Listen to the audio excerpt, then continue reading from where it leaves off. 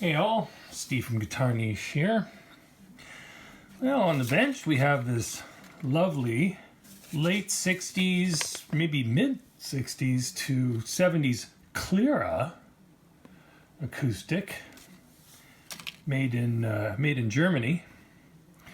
Give you a little look-see at the body there. Yeah, it's not a bolt-on, it's a screw-on. Why is it on the bench? Well, it's got some geometry issues, and the lovely thing about these type of detachable necks, they are relatively easily corrected as compared to, you know, your traditional set neck, which has to be steamed off or removed in a much more complicated way. Additionally, you know, look at the construction of this neck. You know, being German, there's I wonder if the Framus people were Framus, whatever you want to call it, were in cahoots with Klira. If you're familiar with Framus, very similar type of construction. This is just a little historical blurb here, but if we get that just right, you can see what's left of the silkscreen logo there. I guess it got wiped off, rubbed off at some point. Okay, still pretty cool. I mean, the thing is in pretty good shape for the age.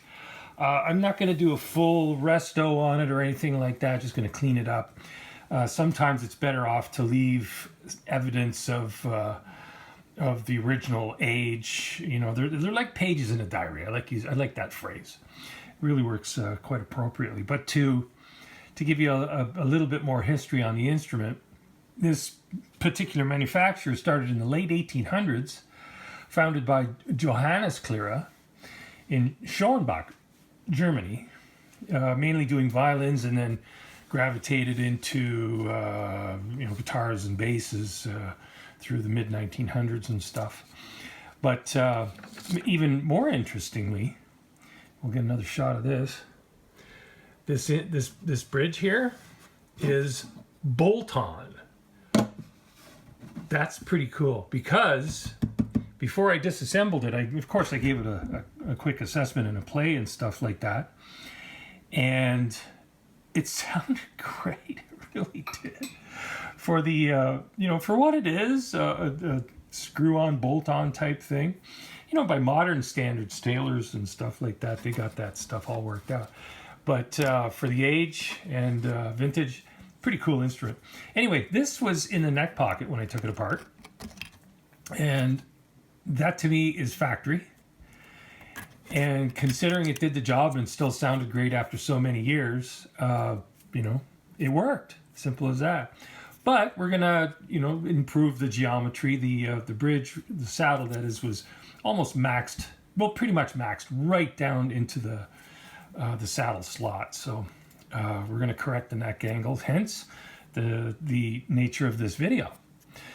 So this measured at 25 thou or so, which is, you know, fairly reasonable for and it's, you know, it's solid, it's not plastic or anything like that, so it was, you know, done it reasonably well. But here's the plan. I'm going to increase the shim height here to around 40 thou, 35 to 40 thou. That should give me a better angle towards the saddle. If it's more or I need less, I can easily modify that. And this is how the plan is going to go.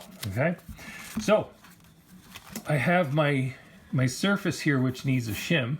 There's the end of the neck pocket there, okay?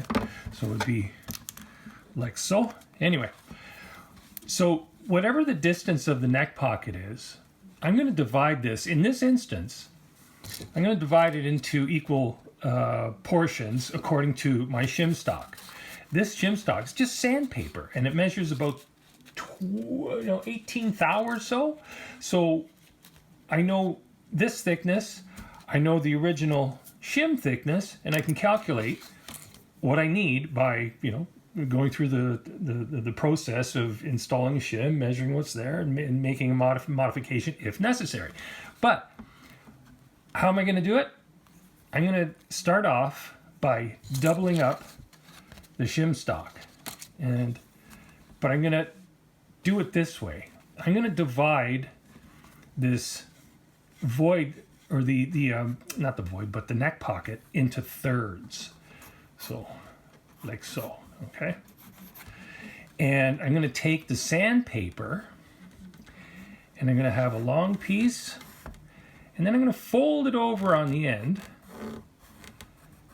to fill that final third. So I got the first third, the second third, and then nothing on the end here. So this total here, that will be, what's 18 times 2? 36 thou or so, 0.036 inches. That's where we're going to wind up from 0.025 inches, okay? So hopefully this final measurement will work. Now, why do I want to fold that over? For stability. Yeah, it'll be held in place by the pressure of the screws and stuff like that. But during assembly, if I don't have to wrangle two pieces, I'm happy to work with just one. No problem.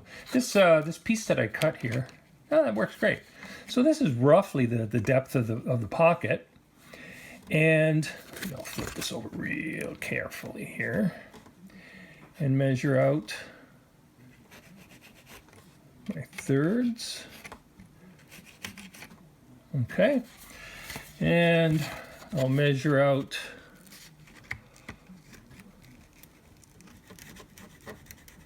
the width. It's not rocket science, right? Not rocket science. Just got to be thoughtful about the process. And then I'm just simply going to cut this. Like so. Get rid of that. And then I'm going to bend over the sandpaper. Come on, folks. Be nice, okay? Back on itself, like so. 1/3 over 2/3. Maybe give that a little trim for making nice and nice. Okay. And then pop that in there. Oh, still got to trim it a little bit, a little oversized. The actual pocket's got a little bit of a flare to it as well. So that should work just fine. This will work for virtually any shim application. And I'm going to make a couple of statements here which may be controversial. But they'll make sense. Now, why do I prefer to do it this way? Why do I prefer to use sandpaper? Once this is nailed down, screwed down, bolted down, it's not moving. Simple as that. You have a gridded surface on both sides to 1 or less degree, and that neck is not going to move. You know, that's stability. That's job one. The other thing is using full pocket wood shims. I do not subscribe to that theory, the idea. As nice as it looks, you can make them look great, but you're not going to see them. The thing is, you're not going to see them, and they tend to be overdone to begin with, okay? Moreover, think about it like this. I'll make a very acute point here. Whether this is a Fender product or any other kind of bolt-on neck product, you typically have a wood pocket and a wooden neck that goes into it. Whatever you put in there is going to be, unless it's plastic, is going to be subject to moisture. Wood shims are subject to moisture. The neck is subject to moisture. The wood pocket, unless it's painted over, is subject to more moisture. Unless the whole thing is sealed in some way, it's subject to moisture. The other thing is, with things like micro tilt necks, the little point, the little adjuster on the back of some like the vintage 3-point necks from the 70s from Fender. pardon my French, but they were just terrible. I have one, and I modified the neck because it was never stable. And the modern equivalent, the micro tilt, micro adjust, whatever you want to call it, when you engage that micro adjust, you introduce an air pocket, problem one. Problem two is you're focusing pressure on fine points. Once you introduce that air, any mating surfaces that you had are gone. All that tonal energy is gone. Transference, gone. Maybe not gone, but you know, not what it was, not what it should be, could be. Simple as that. So the idea is fill the void, make it stable. It doesn't get any simpler than just a piece of folded over sandpaper. Anyway, that's my 2 cents on it. I'll elaborate more on that when I get an instrument in that's worth the discussion. But this total thickness here should be, you know, what we're after. How it's going to turn out is subject for maybe the video after the fact. But until then, well, this is how it turned out. After the shims,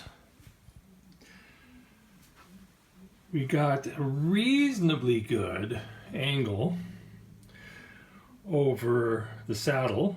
There's clearance. It's not too high, maybe a touch on the low side, but all things considered, the instrument's old and it's got compromises to begin with. One of them is, you know, the higher you shim the neck, the more this, see that gap there at the end of the tongue, that's going to get more pronounced and it's going to look worse and worse. Plus there's some structural issues. The neck tends to do, there's scoop on the end, and I really seriously doubt any sort of heat treatment would make a permanent fix to that because of the simple age of the instrument and the construction of it. But overall, it turned out pretty good. So the shims I put in there made all the difference in the world, and it turned out just peachy. Maybe we'll give you a little run out with some sound.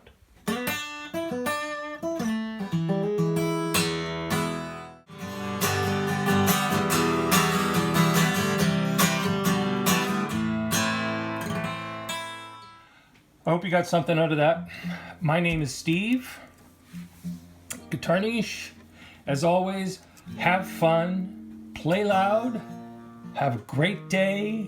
Read the description below. There's resources and fun stuff and free stuff down there. Okay, always something cool.